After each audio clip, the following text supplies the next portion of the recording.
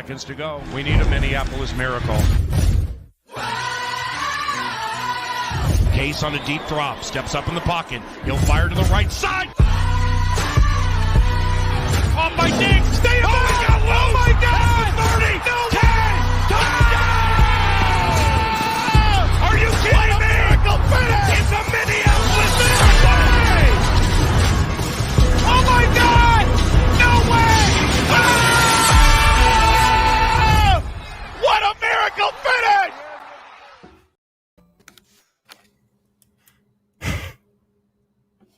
Hey, what's up? Potato Purple Podcast, initial reaction edition, following what was a crazy, fun game until the final seconds. The Minnesota Vikings fall to 0-2 on the season after dropping a game on the road in Arizona, 33-34. And Jack, it came on the foot of Greg Joseph and a missed what should have been gimme 37-yard field goal. How's it going, man? Yeah, I think I am ready to just ban any positivity around special teams on the show from any time moving forward here. It was your facial expression at the beginning of the show summed it up perfectly. I mean, that it was just you're sitting there just watching Vikings games over the years, and you're sitting there and it's like my heart's racing. My heart shouldn't be racing. It's a 37, 38-yard field goal, whatever it was. That's a kick that most kickers should make in this league, and watching a Vikings game, it feels like a 50-50 shot, and it should not feel like that.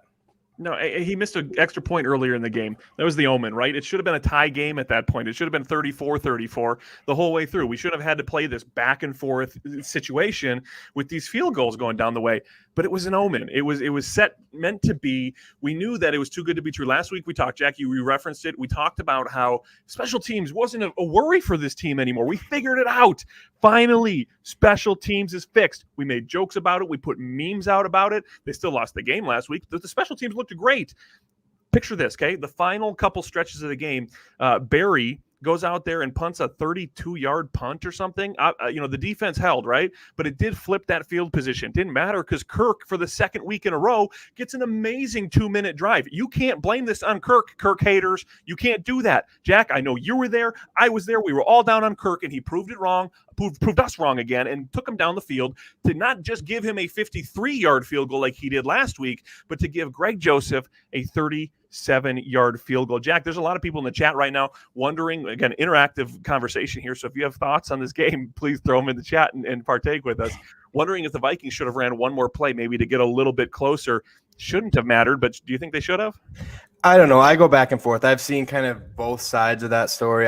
I'm torn in the middle on that one because they still had enough time. They had that timeout. They could have tried to potentially punch it in the end zone, but I don't think Kirk Cousins, like you said, Kirk Cousins did exactly what he needed to do for the second week in a row after I know we were kind of bashing him last week, but he did what he needed to do not only on that drive, but throughout this game. I know there were some dud drives. It was kind of hard to convert on third downs for this team, but there was that 30-yard scramble he had, which is unheard of for Kirk Cousins. You don't see that. We've heard people calling for him to utilize that mobility.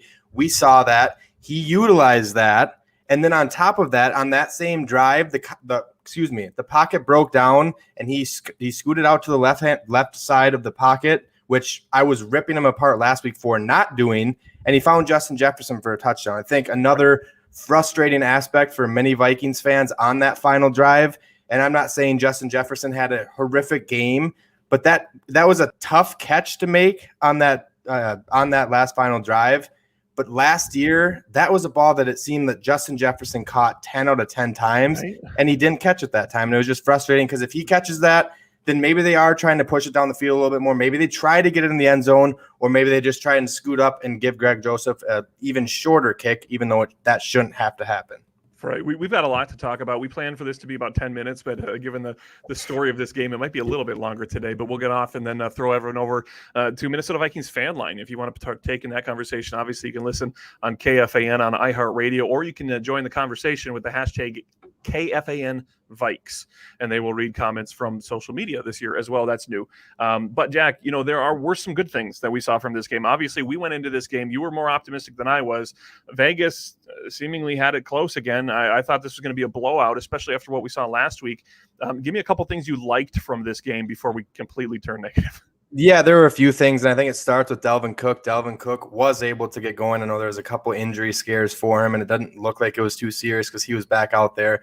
But on the offensive side of the ball, I think you have to give all the props in the world to KJ Osborne. We talked about this last week. He had a solid game in Cincinnati after a 2020 season where he didn't record a catch, and he had the first touchdown of the game today, and he had some big catches on that final drive to get the Vikings down there. Obviously, didn't turn out how you wanted it to turn out, but KJ Osborne looked very good. It seems as if the Vikings have found their wide receiver 3, and people are really starting to say they found their wide receiver 3 and possible wide receiver 2 whenever Adam Thielen is going to be done playing. Adam Thielen is another bright spot. I know you have made jokes about this. This has been posted all over KFan.com about Adam Thielen getting up there in age and starting to slow down. He's not slowing down. He looks fantastic, and I don't want to say three-headed monster yet because it's not quite there, but KJ Osborne is emerging into that role, and that's exciting to see because the Vikings haven't had that in the last several years. And then flipping over to the defensive side of the ball, there were some positives. We were both kind of expecting this game to be somewhat of a shootout, whether the Vikings hung in there or not. We expected the Cardinals to put points up, and they did exactly that. Kyler Murray looked fantastic, but when the defense needed to step up, I know they had some missed tackles, there's some miscommunication, some blown coverages, but when the defense needed to step up, they did when it mattered the most. And there was Bashad Breeland was probably one of the more negative things, but Danielle Hunter looked like his old self, recording 3 sacks. And I tweeted this out during the game. Whenever the Vikings get Anthony Barr back, watching those 3 linebackers, Nick Vigil has played extremely well for the first two games of the season. He had that pick 6. And the last thing that I wanted to touch on the defensive side of the ball kind of goes back to Bashad Breeland struggling. Cameron Dantzler came in after being a healthy scratch last week and made a couple big plays late in that game. I'm looking to see more of him moving forward, especially if Bashad Breeland is going to continue to struggle. All right, we'll have to monitor that. Obviously, Dalvin Cook got banged up a little bit. The Barr situation, Eric Kendricks looked great, right? We were worried about him not playing. It looked very negative when he was downgraded midweek with some sort of hamstring tweak or whatever it is, but he played. He played pretty well. You mentioned the Justin Jefferson catch. Another play that stood out to me, right? There's a lot of good that came from this game. The defense wasn't necessarily one of them. Danielle Hunter, let's leave that for him maybe there. Good to see him show up. Good to see him show up in a big way at big times. But there were moments where the defense lapsed, and there was a 4th and 5 situation, another 4th down scenario where the Minnesota Vikings looked like they had a decent play call. It was a pretty close to all-out blitz on Kyler Murray. He got rid of the ball right away, fade away off his back foot, threw it up in the air. Was it Christian Kirk who caught that one? Yes. Christian Kirk reeled that in, 37 yards. Mackenzie Alexander late getting there.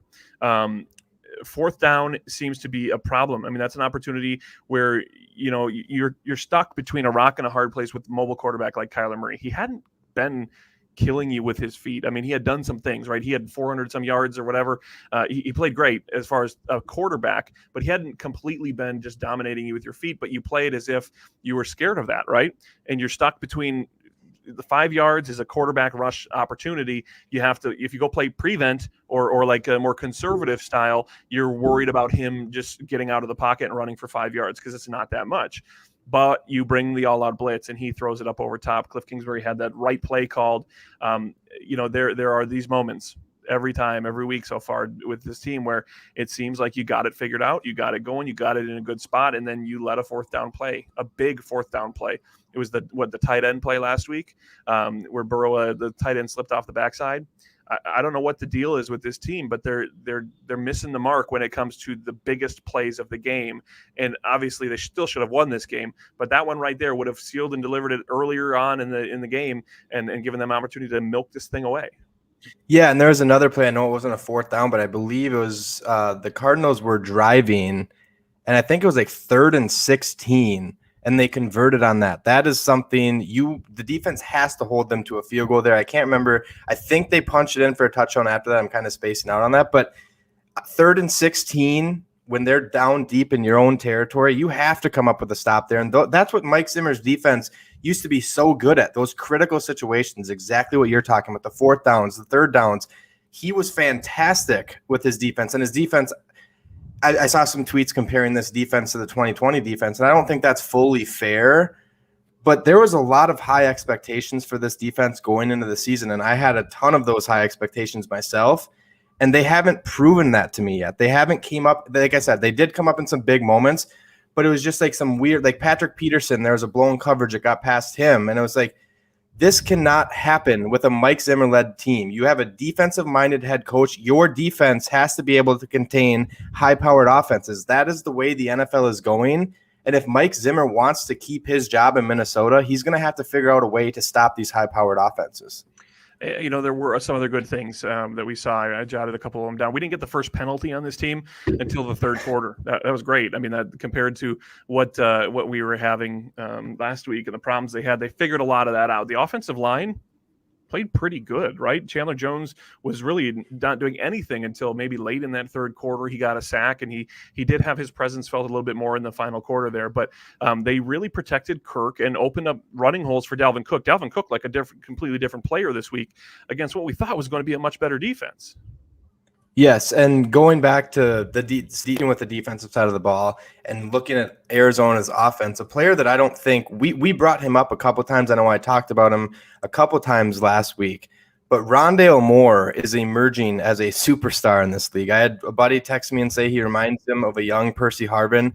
That kid can play football, and he can play football extremely well. It was fun to watch. I know it sucks, especially when you leave him wide open. Yes, that doesn't help. I know the Cardinals had a couple blown coverages as well. The KJ Osborne touchdown at the beginning of the game, that was a complete blown coverage. But like you said, there were positives. I think you and I were both terrified for this offensive line going up against Chandler Jones. They held their own there, and the offense looked good. I know the first half they looked fantastic. They kind of slowed down, but the offense did their job late in the fourth quarter, and it just comes back to that special teams. We're going to talk about that probably throughout the rest of the season. We're going to look back at this game.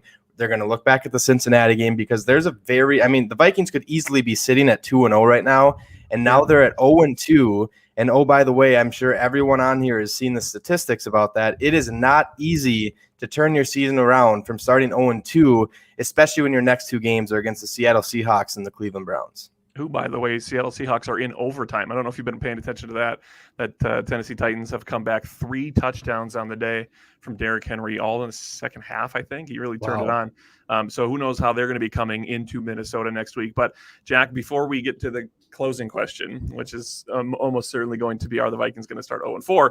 I want to talk about Nick Vigil. Nick Vigil continues to ball out as a fill-in player for Anthony Barr. He's wearing the green dot, which means he's getting the calls from the sidelines. You see him going like this, and hearing the play call come into his helmet. He's leading the team out there. He's showing up in big situations. He had the pick 6 today, and then he fell asleep on the next play that he was out there. But Nick Vigil filling in admirably. All you can ask for a guy who's filling in for maybe one of the cornerstones of this defense, Anthony Barr.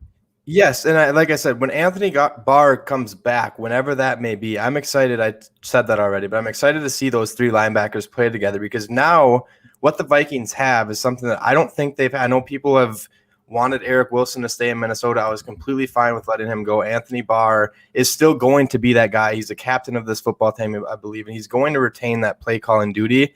But what the Vikings have is if they're in a base set now, they can let Anthony Barr be more of a run-focused or pass-rushing focus because Nick Vigil and Eric Kendricks are both better in pass protection, or not pass protection, that's the wrong word, but in passing downs, they're better in coverage than what Anthony Barr was. I was at the Rams game. This was 2-3 years ago in LA. But I remember I was just scratching my head because Anthony Barr is trying to run stride for stride with Robert Woods and Cooper Kupp. And that it puts a player in a weird spot that's not where his strong suit is. I think Nick Vigil and Eric Kendricks can both play that role a lot better. And I think that could even boost Anthony Barr's play to another level because he can focus more potentially on getting after the quarterback and being a huge run stuffer, which I know he's very good at in the run support. Let's run through some stats real quick here, Jack. Excuse me. Dalvin Cook, 22 runs for 131 yards. We'll be monitoring his injury situation. He got banged up early on the game and then later in the game as well. It looked like an ankle injury late in the game. Kirk Cousins, 22 for 32, 244 yards, those 3 touchdowns, a 122.4 passer rating. Kyler Murray, 29 for 36, 400 yards, and 3 touchdowns. He also ran in for 1. Justin Jefferson, 65 yards receiving. He was targeted 10 times. I think we're seeing that shift again, going from Adam Thielen, Kirk's best friend in the passing game, to Justin Jefferson being a little bit more of a focal point. I'd love to see him reel a couple of those in. A couple of those were on him or were catchable balls. I don't know if they're his fault per se, but they're catchable. He had a touchdown. Thielen had a touchdown. KJ Osborne had a touchdown. Jack, you talked about him earlier. We'll talk a lot about this throughout the week, where this team is going. But Jack, it is still a difficult schedule. And they do come home next week against the Seattle Seahawks, who are presently still tied in overtime, 8 minutes left, and they now have the ball. Tennessee has punted. We get them next week, and then we get Cleveland the week after that. Cleveland beat Houston 31-21.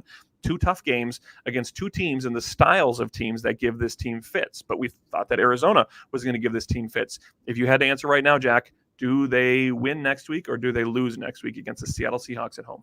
Coming off a loss like this, it's hard to be optimistic, but like I said, I've been in Minnesota for 26 years of my life, and I have to become optimistic if I want any chance at wanting to watch football anymore. So I think the Vikings have a chance at winning against Seattle. I think US Bank Stadium is going to be rocking. I would probably not argue, that's probably the wrong word, but I would imagine that this is going to be one of the louder atmospheres US Bank Stadium has seen over the years. Obviously, it's not going to get to the Minneapolis Miracle level, but I think the fans are going to be rocking, and the Vikings always seem to find a way to play Seattle close in Seattle, and this time it comes back home in Minnesota. Like I said, I think the fans are going to be ecstatic. It's going to be rocking in there, and right now, I think the Vikings have a chance at winning that game. All right, well, you're going to give them a chance. I think they're going to lose it, but we'll see. It's still a lot of week left in here. Jack, this is the opportunity, our first initial reaction, to get anything off your chest that you had going real quick. I'm going to go real quick. You think of something that you might have. I'm so bored with the play calling on this team. They did it again. Aqib Talib was on. I didn't care for the TV broadcast whatsoever. It wasn't very good. But Aqib Talib was talking as soon as they got that turnover. Was it the turnover? I'm trying to remember. Turnover on downs. Whatever it was, they got the ball back in Arizona territory, and they're saying this is where you take a shot, this is where you go for it, and they hand the ball off to Dalvin Cook right up the middle. There were 2 opportunities with 4th and 1 where they could have gone for it.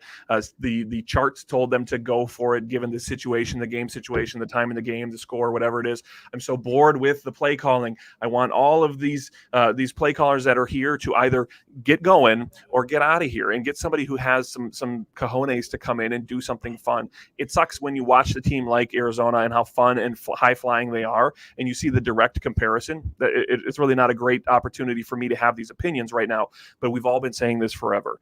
Get going, take some shots, take some chances.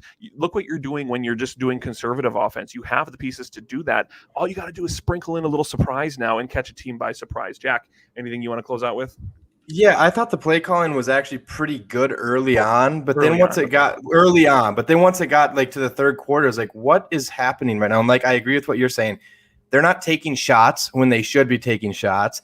They're not willing to go for it. And like, maybe that can flip a game around. I know it can flip it around in a negative way if you don't get that. But there was a point in the football game where Dalvin Cook was running for like 7 yards per carry. And the weirdest thing, I'm going to kind of bounce this off of what you were just saying. We have seen Kirk Cousins dial apart defenses off of play action over the last 3 years. That is where he is at his best. And Dalvin Cook, like I just said, at a point in this game was running for like 7+ yards per carry. Right. The run game was very well established, and there was no play action. It blew my mind, because that would have been a perfect chance where Aqib Talib said that, where take your shot now. This is where you take your shot. Do a play action and let Kirk roll out and sling it down the field at least one time. I don't remember, I could be wrong on this, but I don't remember seeing an actual play action rollout play where Kirk Cousins got outside the pocket, had some time to kind of survey the field and just launch one downfield. I don't think that happened.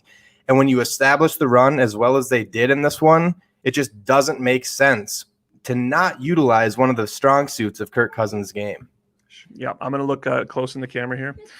Get my microphone. I got the little man. Little man's over here. Show me a toy.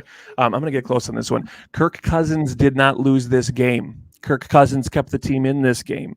Kirk Cousins helped this team fight for the game. This is coming from somebody who is not a Kirk Cousins lover. I don't think he's the future, but he didn't lose this game, so you can't blame it on him. Now, if you want to talk about the coaching staff and the decisions that they made, that's another story that we will take a couple days, Jack, and we'll be back on Tuesday once we let our thoughts simmer a little bit and get their blood pressures down a little bit. This guy, look at this guy, getting overtaken by the little man right here, wants to be a part of the star of the show. I'm going to go change his diaper because it stinks. He has a stinky diaper. So we're going to take off. We will see you Tuesday afternoon at 1 p.m. for the State of Purple review conversation. Again, we'll take some time to think about this and come back to talk after we've heard from the coach, the players, and we will join you on Tuesday and then Thursday to preview the Seattle Seahawks game. For Jack Day, I am AJ Mansour. This is the State of Purple podcast.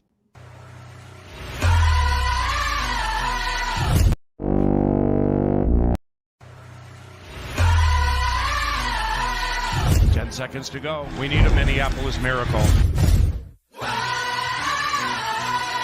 Case on a deep drop. Steps up in the pocket. He'll fire to the right side. Off by Diggs. Stay up.